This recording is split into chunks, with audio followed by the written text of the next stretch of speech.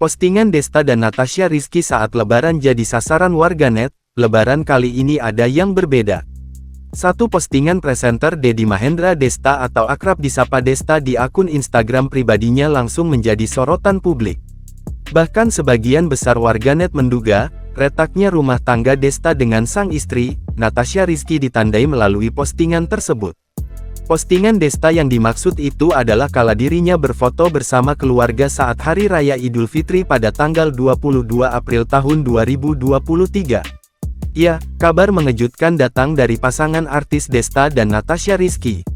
Desta menggugat cerai Natasha Rizky ke Pengadilan Agama PA, Jakarta Selatan pada tanggal 11 Mei tahun 2023. Kabar ini sontak membuat banyak orang, khususnya penggemar, kaget.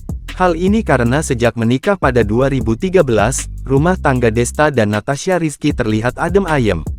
Setelah kabar gugatan cerai Desta ke Natasha Rizky tersebar, penggemar pun ramai menyambangi akun media sosial keduanya.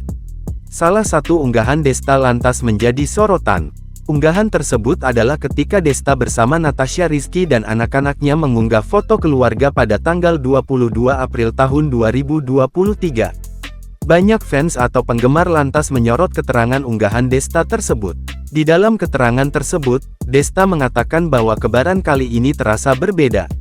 Adapun, Desta mengajukan gugatan cerai secara e-court ke PA Jakarta Selatan. Dalam permohonan cerainya, Desta disebut tak menuntut hak asuh anak. Presenter berusia 46 tahun itu hanya ingin bercerai dari istrinya. Gugatan cerai Desta terhadap Natasha Rizky terdaftar dengan nomor perkara 1583 PDT, G, 2023 PAJS. Sidang perdana perceraian Desta dan Natasha Rizky dijadwalkan pada tanggal 29 Mei tahun 2023. Selama 10 tahun menikah, Desta dan Natasha Rizky telah dikaruniai 2 putri dan 1 putra.